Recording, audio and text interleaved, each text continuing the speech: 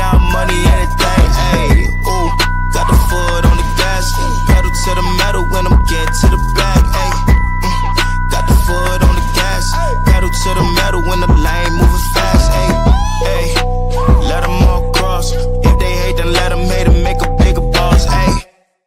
What is up, ladies and gentlemen? We are back. We are live. This is the Freight Coach Podcast, the top podcast in transportation, coming to you guys every single weekday, 8:30 a.m. Pacific, 10:30 Central, to break down some industry headlines.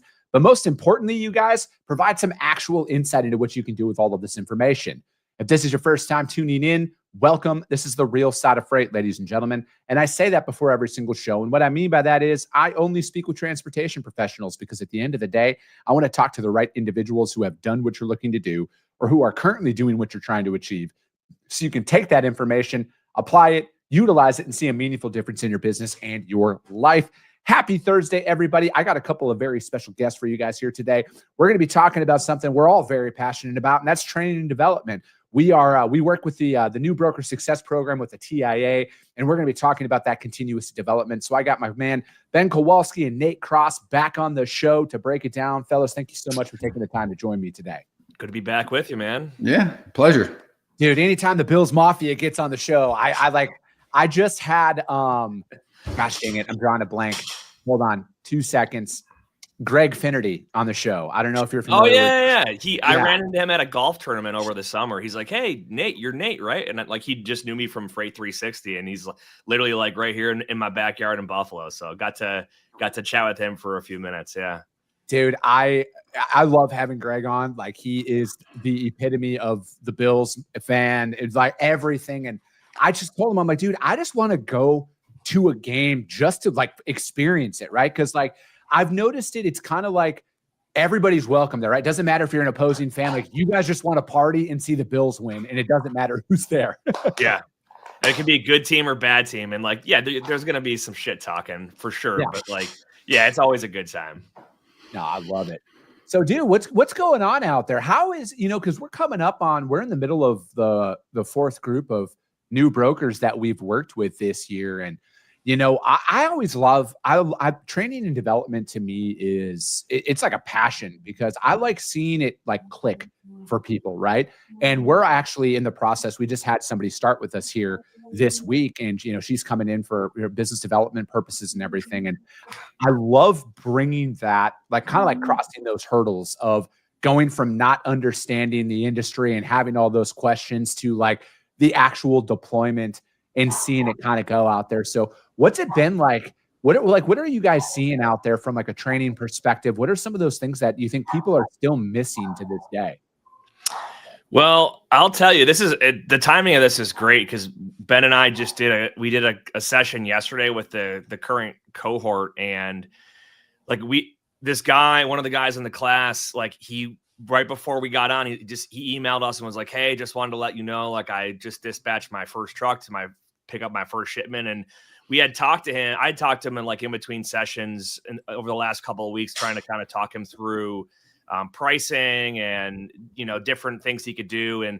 But the big takeaway is, like, we said it, Ben, yesterday, was like, so this can be done, right? Like, if you follow the things that we teach, regardless of the type of market that we're in, you put in the effort and the reps, like, the results will come. It just, there's a bit of randomness, right? And luck, I would say, but the persistence and putting in the activity in is what really helps.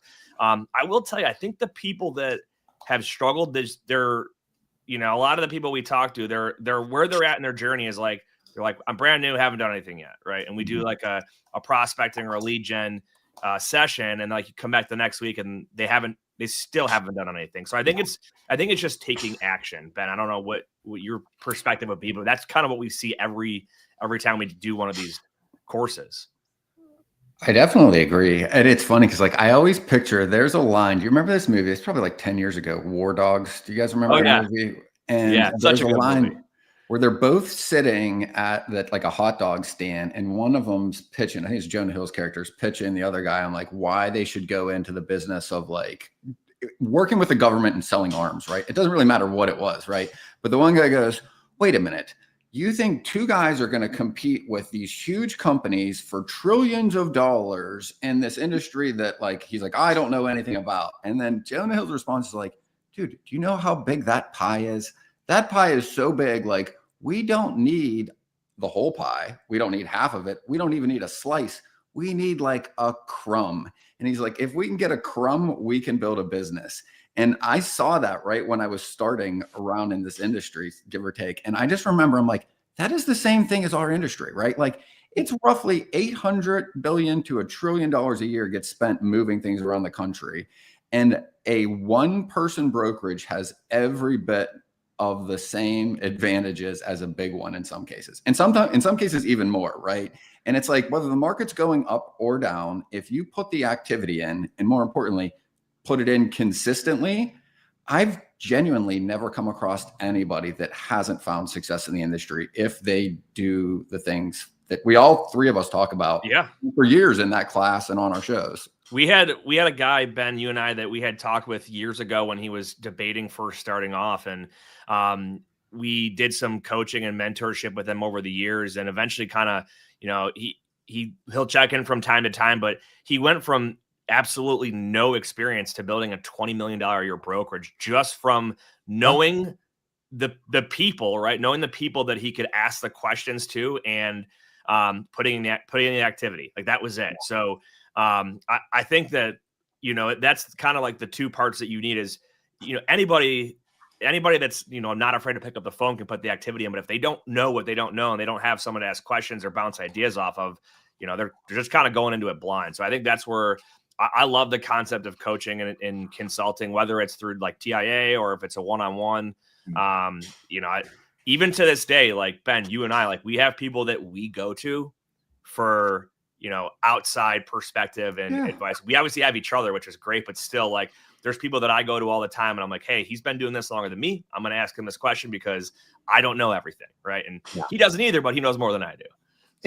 I think you'd be a fool to not network with people that are further along down the road. Like one of my best friends out there, I mean, he's Chris Brewer, he's founder of River City Logistics. Like, I talk to him a lot because like his company, he's built it, right? Like, he's been there. And I always want to find out, like, hey man, what can I do better? Like, when you were at where I am right now, what would you do differently now looking back? Because it's like that perspective is invaluable.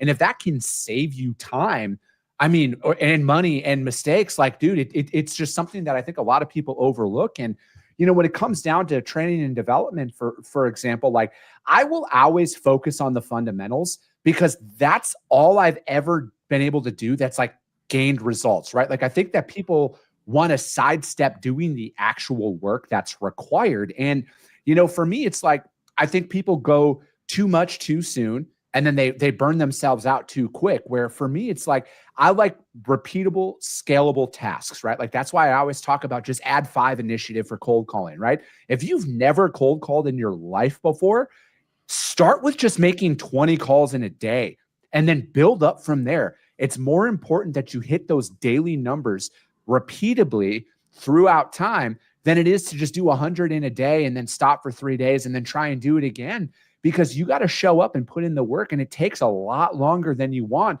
But eventually, if you're actually putting in the reps, you're going to get better. You're going to get that feedback. You're going to understand how to navigate through those conversations. You'll never get there by thinking about starting. You just got to go find a number that you can hit every day, no matter what. Because like, I don't want to do shit every single day, but I've been doing this for so long now. I know that me showing up and putting it in, no matter what, is way better than thinking I need to take a day to reset. That's way more detrimental to my long-term progress than just fighting through. And you know what? You might not hit 50 calls that day, but you got 20 in, right? That's better than nothing. And I think most people have that all or nothing mentality. And sometimes, man, just that effort, that's all that matters to keep you going to reset. And then that next day, you're going to come out, you know, guns blazing.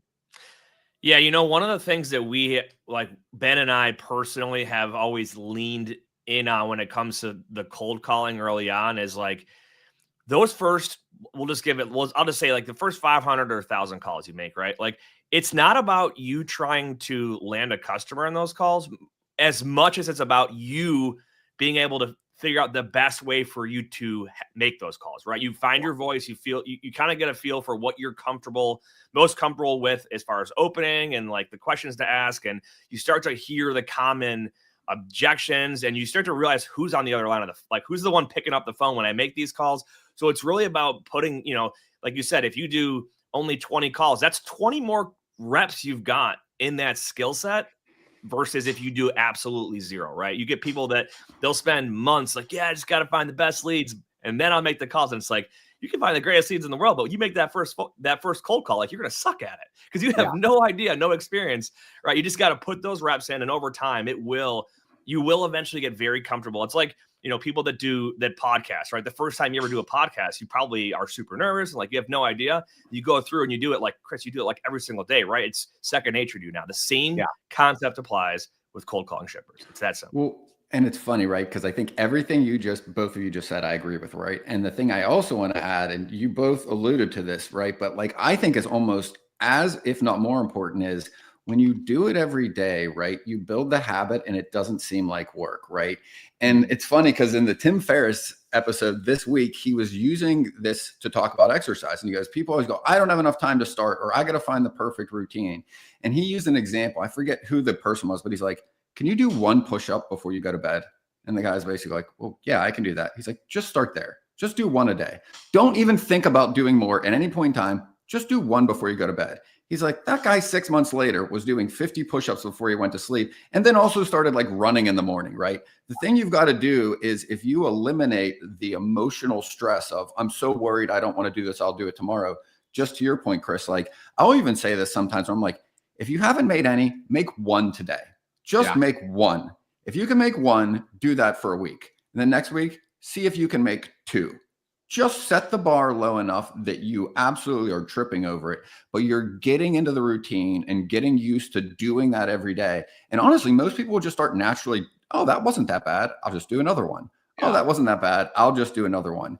Because even for me, and I've made countless cold calls over my life, when there were periods where I did it every day for years and then didn't do it for a few months because I was either doing coaching or whatever, when I went back to go get it, I'm like, I could feel it being emotionally difficult to get back into it. I'm like, I literally talk to people every day on what to say, how to say, and what they're doing. But when I went to go do it again, I'm like, oh, this muscle's atrophied. I'm just not used to it. It's like starting to run after you haven't run for a few months because you were just doing some other thing, right? It's way harder to stop and start than to just keep moving gradually towards that. It's a perishable skill. And I think that's what a lot of people overlook, right? And I think the longer you do something, the more you think oh, I can just pick this back up whenever I want. And, for me, it's I think that also when you're going out there on your own for the first time, and, Nate, you've been on the, and Ben, even you've been an agent before, you've been on that side. I think a lot of people have a hard time accepting that the book of business they have at their original employer, they didn't actually build. It was through attrition, they attained it. Yes. And they're working with it. And they might be an account manager, right? And again, not here to knock anybody. Account managers are extremely valuable, but it's a different mentality when you have to go out there and hunt for your dinner. And I think that that's one of those things that, again, that's why I'm always about, you got to start somewhere, right? And it's one of those things Nate, you brought up the podcast here. We've done over 1,300 episodes. I leave them all up there because I want people to hear episode number 1. I want them to hear how shitty it sounds. Well, some people might think I still sound shitty, but that's irrelevant. But how bad it sounds compared to where it is now, right? It's a system. And then, one thing people bring up to me quite often is I don't see how you do this every single day. I don't see how you don't do this every single day. The hard work done. Correct. I have the system. I have the process. I have everything in. I have all of December booked out. We're already booking into January at this point. Right? When you have that ability and that skill set through time, again, this didn't happen year 1, year 2, or year 3. This was a year 4 thing where we actually started to build up that momentum. And then now it's dude, it's second nature now. It's not work. Just like cold calling for my brokerage. It's not work to me. I would be lying if I didn't say I felt that little tinge of anxiety from time to time because you just never know who's going to pick up the phone. But I love the thrill of that. Yeah. And it's funny. Hold on. I want to add one thing too, because Nate and I talked about this. And when people will ask me like, how much time do you put into prepping for a show? I'm like, 30 seconds sometimes. I'm like, Nate and I will literally text each other. Like, what do you want to talk about? We'll start. And he's like, oh, this thought comes to mind. And then you can just do it. And it's like, we actually, our episode yesterday was about training and development for new people. Right. Like and it's funny is, to your point, Chris, like when he's traveling or we don't do it together for whatever reason, because like of what's just going on, like I miss doing it. I'm like, I'll text Nate and I'm like, oh, dude, I'm like, can't wait for you to be back on the show again. Cause I'm like, it's not even work. Like it just becomes part of what you do and you look forward to it. And when you have the excitement, like when you're cold calling, to bring the analogy back, like that little bit of fear is what makes it interesting. Like if it wasn't there, it would just be digging a proverbial hole all day, right? You're just shoveling in and shoveling it out, right? Yeah, I look at it, and again, I in today's environment, I also look at like when there's so much competition that's out there, because it is, right? No matter what, like you look at it is yeah, there's 25,000 brokers. I'm just pulling a number out of thin air, but I think it's like 25,000 brokers that are out there. But now you have independent agents that are out there as well. So it's like, how many independent agents are out there on top of the W-2 employees for these companies? Then, again, so it's like, there's a lot of competition, and that's just on the brokerage side. That's not talking about the trucking side of things. And I look at it is like when you're in a saturated industry, and every industry is saturated. I don't care what anybody, freight's not fucking unique, where we're the most over, every industry has it. How are you going to stand out in a crowd? Right. And I found, and this is somebody who sold pre-COVID and post-COVID now, the best way to stand out for me, and this is just what we built our business on, is having the exact same conversations, calling the exact same prospects, and building up that niche. Like, I don't say this that we can't do drive-in and refrigerated. I could. I've done it extensively. I don't want to, like, because I've found that one-trick pony approach has been the most effective way for me to build my business. This isn't theory. This is what I've done to actually build my brokerage over the last 36 months. And if you're out there on social media and paying attention, it's the worst freight market of all time. There's no opportunities. Nobody's that's all bullshit. People are adding you if you know how to actually hold a conversation and you have a reason for calling them. And I think you have a lot of sales managers now who haven't called in a while, but like they're training people to do a job that, yeah, they're right. That's how it used to be, but that's just not how it is today, where you can just call somebody, hey, we're a broker, we can save you some money, we can do everything. That used to work, but it doesn't anymore. So you got to shift, you got to train your people up, you got to get them up with the times. Yeah, I had a guy that started working with us last Friday. I put him through training on Monday. He had worked previously. He waited out a non-compete. So he was out of the game for like a year, right? Sideline. Got him revamped up on Monday.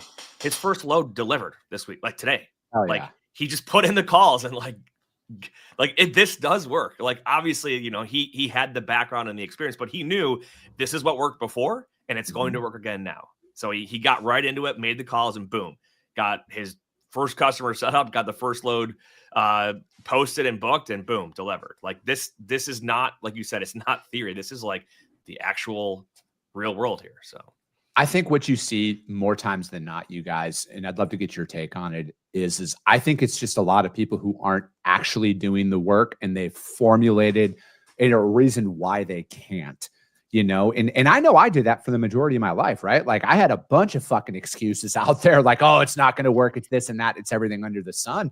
What are your guys' thoughts on that? Do you just think it just boils down to two camps of people? It's the one who are actually doing it and the ones who are just not, and they're refusing, and they have every excuse in the world. Yeah, I think there's like a spectrum, right? Because there's the people that are just afraid to pick up the phone. Like Ben and I got a solicitation email this morning from a broker. Like it was so badly written, and I just forwarded it to him. I was like, I just can't believe people are actually think this stuff works. Like, yeah. So I think there's the people like that just refuse to pick up the phone and make the phone calls, versus the people that will do it, right? But then I think there's a spectrum of like just the skill of having like an interpersonal tact, like being able to hold a conversation. Because they're like, I've had people that I've worked with that are just super socially awkward, and they're like one or two only customers are just other socially awkward shipping managers, right? Like, whereas like if you're super talkative and very just, open and we'll have a conversation with anybody, you have that kind of that chameleon personality.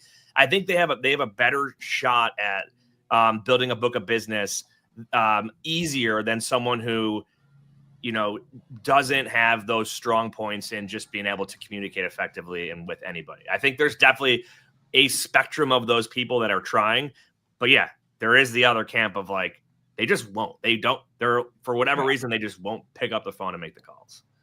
I think it's human nature too, Chris. I think both of what you said is true. And I think it doesn't stay that way for everybody forever. Some people grow out of it. Some people grow out of it and go back into it and they're stressed and they want to blame everything. I think human nature is your ego trying to protect itself when things aren't going well. And it does that by going, well, it's not your fault. It's the market. It's not your fault. You don't have the right tech. It's not your fault. You don't have the right this. You don't have this. It's their fault. It's the market. It's the economy. It's whatever, right?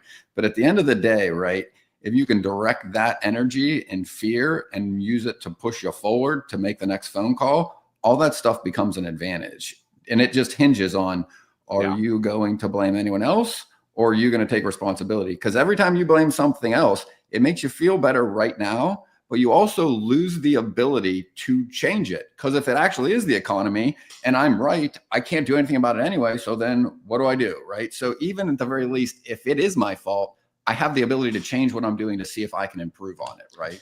The other thing I'll add to that too, because Chris, you brought this up earlier, like there's 25 some thousand licensed brokerages, and then you add in like how many employees or agents are within there. Like it's a big pool of internal competition, if you want to call it that. Ben and I have always said, like, dude, you just have to be like slightly better than like above the average, right? To be that difference maker, right? And that could come down to just making more calls than the average broker, right? Or, it's that simple. All you gotta do is be just 1% above average and you already got half the competition in your rearview mirror. It reminds me of like the story of the guy in the woods. There's 3 guys running from a bear and they're running as fast as they can. And the one guy realizes, I don't have to outrun the bear. I just have to outrun the other 2 guys next to me, right? Like you don't got to be better than everything. You just got to be a little better than your competition. No, I agree with that. And I don't think it's, Nate, to your point earlier about you guys got a solicitation email. Like I get them too, right? Like people are like, it's so easy to win out there, you guys, because people are looking for it's just copy and paste. They're trying to send it out. They're trying to automate it all. And to me, it's like, you can just your ability to have a basic conversation with somebody is going to be the greatest skill set over the next 5 years. As AI automation becomes, your ability to actually communicate with somebody in person, the phone, everything else will be the greatest separator. And I think that, again, as much as people are pushing that, you almost got to revert back to those Stone Age ways of doing things, because it's all about reading the room, right? Like when I'm interviewing somebody on this show, for example, it's my job to get them talking. But like the adverse skill set to that is when I'm cold calling somebody, I have to be able to read that person. If they don't want to talk, I don't want to push it, because I will do way more damage than ending the call. And then that's the way that I approach it. So again, but again, you'll never know that unless you're doing the reps. And that's why it's like, again, you just got to do it, right? And here's one thing I will say. And again, this just comes from somebody who actually cold calls every single day. People are way more friendly than you think. Like they're cordial. They're not going to be your best friend, but they're cordial, right? Like those horror stories that you hear are in the minority of the outreach that you will actually put in. Yeah, I couldn't agree with everything you said more, right? At the end of the day, like you can't learn that stuff through reading a book. It's the difference between knowledge and wisdom. You can read about this all day long, but you're not going to get better at it unless you do the thing, which is wisdom through experience. And you don't do that unless you're putting the calls in, right? Understanding, building the intuition on where to judge someone, how they feel, where to talk, where to ask questions, and where to go. Yeah, I agree. Go ahead, Nate.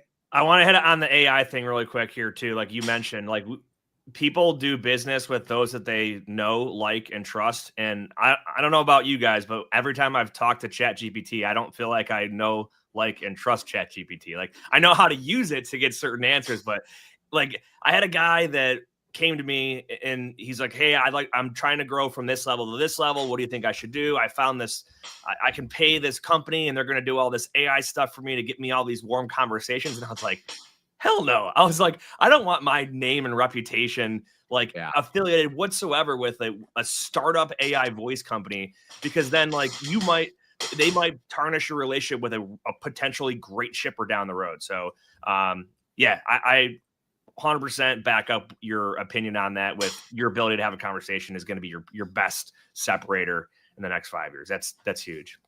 No, I appreciate it, guys. And, I appreciate your time. This flew by as I knew it. I'm not going to let it go this long now before you guys are on the show next. I got to get you guys back on sooner because, I know you guys are as passionate about training and development as I am. And it's, it's one of those things that's always good having you guys back on. How does anybody reach out to you guys, though, to find out more about what you guys got going on? Freight360.net. That's our website. You can email us. There's a contact form right in there, and we're all over YouTube, LinkedIn, whatever. Just look us up. We should be able to find us.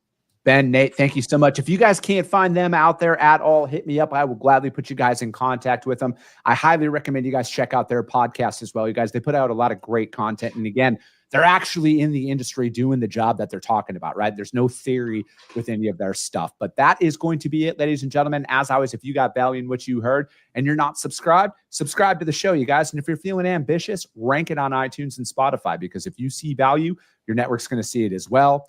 I appreciate you guys. I love you guys. And we'll be talking to you soon. Came back with a bang. Window down, yelling out money, anything. Hey, ooh, got the foot on the gas. Pedal to the metal when I'm getting